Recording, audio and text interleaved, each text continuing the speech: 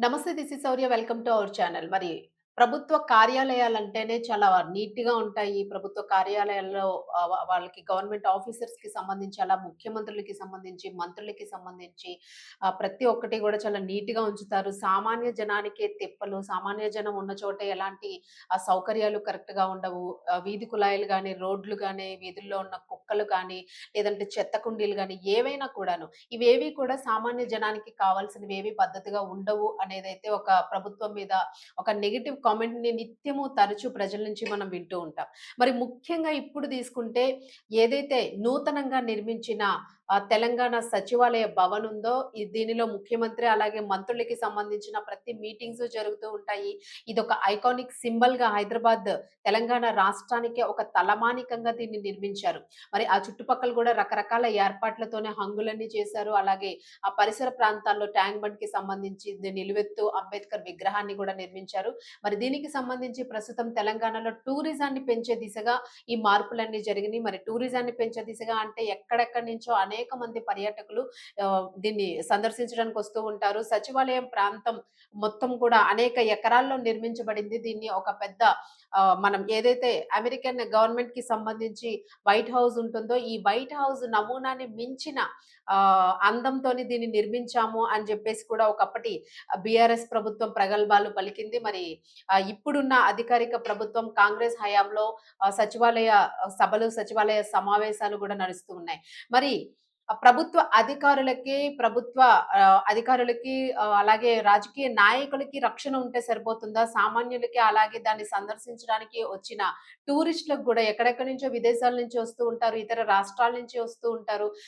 దాన్ని సందర్శిద్దామని. సో, మనం ఏదైతే ఇన్‌కమ్ జనరేట్ చేసుకోవాలి అని అనుకున్నామో మన రాష్ట్రానికి సంబంధించి, సచివాలయానికి సంబంధించి అలాగే మన హైదరాబాద్‌లో ఉన్న, తెలంగాణ రాష్ట్రంలో ఉన్న ప్రతి హిస్టారికల్ ప్లేస్‌ని కూడా మనము టూరిస్టులు విజిట్ చేసేలాగా దాన్ని ఒక ఆడంబరంగా, అందంగా తీర్చిదిద్దే ప్రయత్నం అయితే చేసింది గవర్నమెంట్ ప్రభుత్వము. మరి ఇన్ని చేసినప్పుడు చుట్టుపక్కల ప్రాంతాలు కూడా అంతే నీట్‌గా ఉండేటట్టుగా ఉంటే టూరిస్టులు మరింత ఆకర్షణకి గురయ్యే అవకాశం ఉంటుంది. మరింత ఆకర్షించబడేటట్టుగా ఉండాలి. అలాగే సేఫ్ అండ్ సెక్యూరిటీ గూడా చాలా ఇంపార్టెంటు. అక్కడికొచ్చే టూరిస్టులు ఎవరైతే ఉంటారో స్థానికంగా ఉన్న ప్రజలు సంగతి ఒక ఎత్తైతే, అక్కడికి టూరిస్టులు ఎవరైతే సందర్శించడానికొస్తారో, వీళ్ళని ఆకర్షించాలి అనంటే ఖచ్చితంగా అక్కడ సేఫ్టీ మెజర్స్ కూడా చాలా ఇంపార్టెంటు.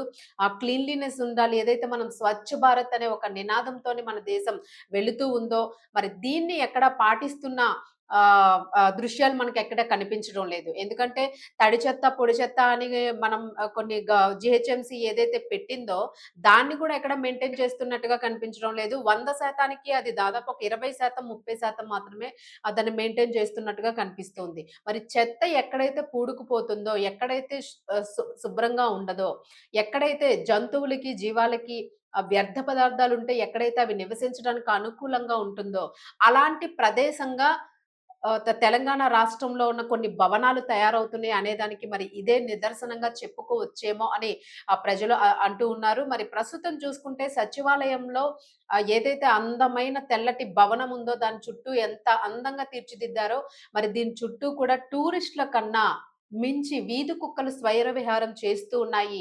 వీధి కుక్కలు బెంబేలెత్తిస్తూ ఉన్నాయి. మరి అటుపక్క వెళ్ళే పాదచారులు కూడా భయభ్రాంతులకి గురవుతూ ఉన్నారు. స్థానికంగా ఉన్న ప్రజలు కూడా ఆందోళన చెందుతూ ఉన్నారు. ఎందుకంటే రాత్రి వేళల్లోన సచివాలయం చుట్టూ కూడా ఆ సరౌండింగ్ ప్రాంతమంతా కూడా రద్దీ ఉండే ప్రదేశము, అలాగే ట్రాఫిక్ వెళ్ళే ప్రదేశము. 4 వైపుల నుంచి గూడా సచివాలయం వెనక నుంచి, అలాగే సచివాలయం ముందర నుంచి అంటే ఏదైతే ట్యాంక్ బండ్ ఉందో, ఆ ట్యాంక్ బండ్‌కి సంబంధించి ఆ రహదారి నుంచి గూడా వెళుతూ ఉన్న పరిస్థితి మనం చూస్తూ ఉంటాము. మరి ఎంతోమంది పబ్లిక్ దాన్ని ఒక ముఖ్య కేంద్రంగా, ఒక ముఖ్య రహదారిగా కూడా దాన్ని వినియోగిస్తూ ఉంటారు. లక్షలాది మంది ప్రజలు ప్రతిరోజు కూడా ఈ సరౌండింగ్ సచివాలయానికి చుట్టుపక్కల ఉన్న ప్రాంతం నుంచి గూడా ప్రయాణించి వెళ్తూ ఉంటారు. మరి అలాంటి ప్రాంతంలోన టూరిస్ట్‌లకి ముఖ్యంగాను, అలాగే స్థానిక ప్రజలు ఇబ్బందులకి గురవుతున్న నేపథ్యం అయితే చాలా ఎక్కువగా ఉంది. ముఖ్యంగా మనం టూరిస్ట్‌ల బాధ్యత మన ప్రభుత్వాన్ని నమ్మి ఏదైతే టూరిజాన్ని సందర్శించాలి అని వచ్చారో, మరి ఈ టూరిజానికి సంబంధించి చూడ్డానికి వచ్చిన వాళ్ళ పైన కుక్కలు దాడి చేస్తున్నాయంటూ కూడా పరుగులు తీయడం అనేది చాలా హాస్యాస్పదంగా కూడా ఉంటుంది. పక్క రాష్ట్రాలు దీన్ని చాలా చులకనగా తీసుకునే అవకాశం కూడా ఉంది. మనం ఏదైతే రాష్ట్ర భవిష్యత్తుని, అలాగే దేశ భవిష్యత్తుని దాని వృద్ధి కోసం మనం ప్రయత్నం చేస్తూ ఉన్నామో, రాజకీయ నాయకులు కానియండి, అలాగే ప్రతి ఒక్కరు కూడాను, ప్రతి పౌరుడు కూడా ఒక బాధ్యతగా ఏదైతే వ్యవహరిస్తూ ఉన్నారో, అలాగే జీహెచ్ఎంసీ అధికారులు ప్రతి ప్రాంతాన్ని కూడా పరిశుద్ధంగా, శుద్ధిగా ఉంచే ఆలోచనతో ఉండాల్సిన జీహెచ్ఎంసీ ఏదైతే ఉందో, మరి వీరేం చేస్తున్నారు అనే పెద్ద ప్రశ్న అయితే కనిపిస్తుంది. మరి మనం చూసుకుంటే గతంలో గూడా అనేక సందర్భాల్లోని స్కూల్ పిల్లలు స్కూల్‌కి వెళ్తూ ఉంటారు. ఆ టైంలో గూడా కుక్కలు దాడి చేసిన సందర్భం మనం చూసాము. అమాంతంగా చిన్న పిల్లల మీద 5, 6 కుక్కలు ఒకేసారి దాడి చేసి పూర్తిగా హాస్పిటల్ పాలయ్యి చనిపోయిన పరిస్థితులను కూడా మనం చూసాము. మరి ఒక కుక్క వలన మనిషి ప్రాణం పోతోంది అని అంటే అసలు ఎందుకు అధికారుల్లో చలనం ఉండడం లేదు? అలాగే ప్రస్తుతానికి ఇప్పటికే మనము రాష్ట్రంలో తీసుకుంటే రాబీస్ వ్యాధితో గూడా అనేక మరణాలు చూస్తూ ఉన్నాము.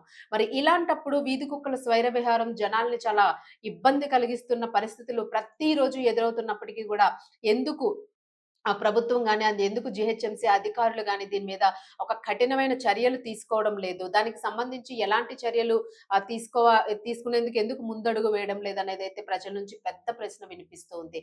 మరి ప్రస్తుతానికి తాజాగా సచివాలయంలోని అంత నీట్‌గా అంతమంది పోలీసు బలగాలుంటాయి. అలాగే ప్రతిరోజు కూడా నాయకులు వెళ్తూ, వస్తూ ఉంటారు ఆ ప్రాంతంలోని.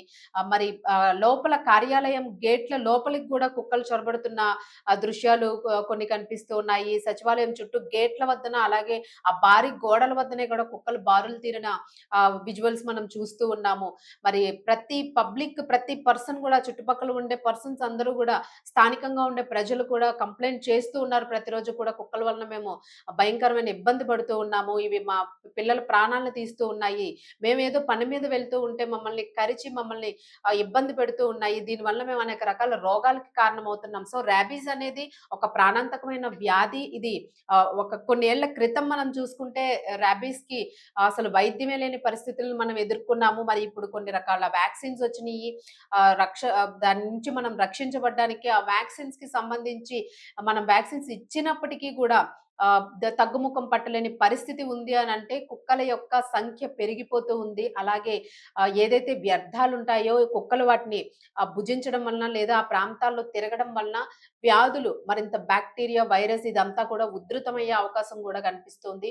అలాగే కుక్కల విషయం గాకుండా ఏదైతే సచివాలయానికి చేరువలో ఉన్న ట్యాంక్ బండ్ ఉందో దానికి సంబంధించి కూడా చుట్టుపక్కల చాలా రకాల వ్యర్థాలని పడేస్తూ ఉంటారు. చాలా రకాల వ్యర్థాల వలన కుక్కలు జమవుతూ ఉంటాయి. వ్యర్థాల వలన కూడా అనేక రకాల గాలిలో కలిసి రకరకాల వ్యాధులొచ్చే అవకాశం ఉంది. మరి సచివాలయ చుట్టుపక్కల ప్రాంతాన్ని, అలాగే ఆ ట్యాంక్ బండ్ నెక్లెస్ రోడ్‌కి సంబంధించిన చుట్టుపక్కల ప్రాంతాలన్నీ కూడా ఎంత పరిశుద్ధంగా, ఎంత నీట్‌గా ఉంటే టూరిస్టులు గూడా అంత ఆకర్షించబడతారు. రాష్ట్ర ఇన్‌కమ్ గూడా పెరిగే సోర్స్ ఉంటూ ఉంది. అలాగే ప్రజలకి కూడా రక్షణ ఉంటుంది.